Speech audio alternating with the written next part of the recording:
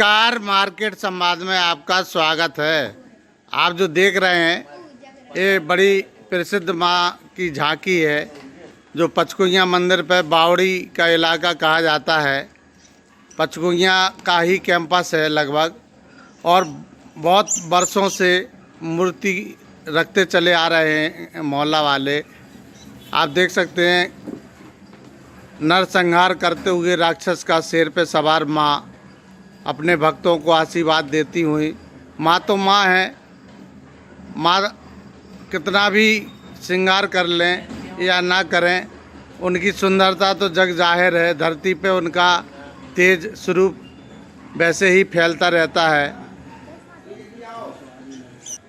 कलाकार की कला को देखें आप। जिस परमात्मा ने माँ ने मनुष्य को जीवन दिया, धरती पर उतारा, वही मनुष्य माँ को अपनी कला के स्वरूप में सुंदरता बिखेर कर हम आपके बीच में माँ का दर्शन कराते हैं और गली गली में विराजमान कर देते हैं। ऐसे कलाकारों को हम नमन भी करते हैं कि परमात्मा का जो स्वरूप बना दे। और जागता हुआ स्वरूप आप देख सकते हैं, बिल्कुल जीती जागती मूर्त आप कहीं से नहीं देख सकते हैं कि ये मिट्टी की माँ की मूर्त है। ये जगन माता यहाँ पर वर्षों से जो माता की मूर्ति का चलन है रखने का, ये बड़े विधि विधान से कलश रखकर और बहुत विधि विधान के साथ मंत्रों के उच्चारण के साथ पूजा पाठ किया जाता है। ये हम आप बड़े गर्व की बात है कि हम माँ के 9 दिन दर्शन करते हैं। हर घर में जय जयकारे गूंजते हैं माँ के।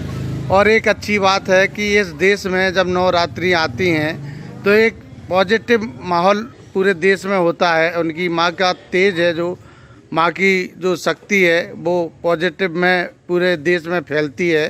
तो सारे देश में एक अच्छापन महसूस होता है लोगों को हर घर में, और हर मुरादें पूरी होती हैं।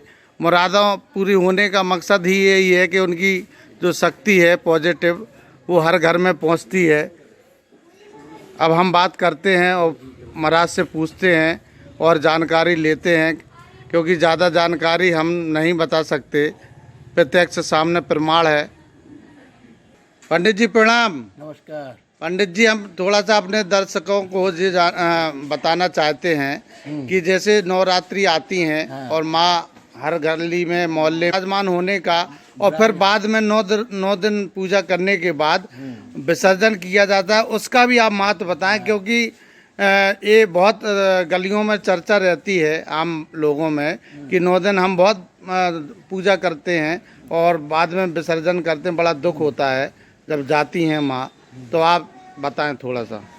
जब देव श्रेणी गैस हो जाती है और देवता सो जाते हैं तो बरसात में जो है आसुरी शक्तियों का प्रचलन, यानी शक्ति उनकी बढ़ जाती है, तो वो कीट के रूप में उत्पन्न हो जाते हैं।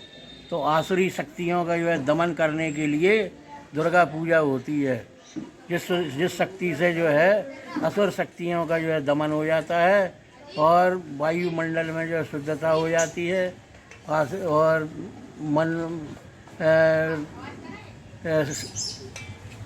समृद्धि वृद्धि हर चीज़ की जो है उत्पत्ति होती है।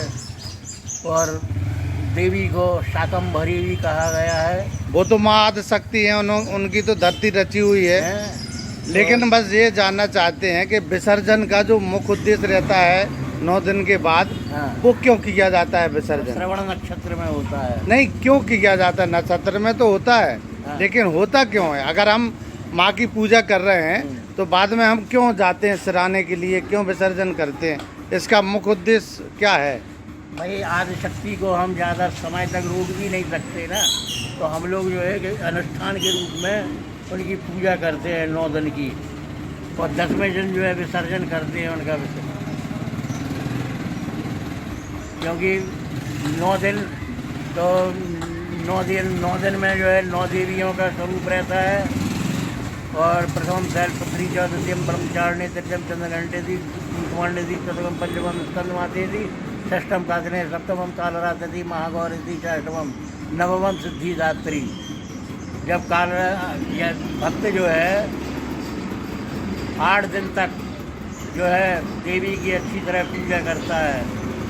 और उसके बाद में जो है जब अष्टमी का हवन हो जाता है तो आदमी जो है विस्वस्थ हो जाता है।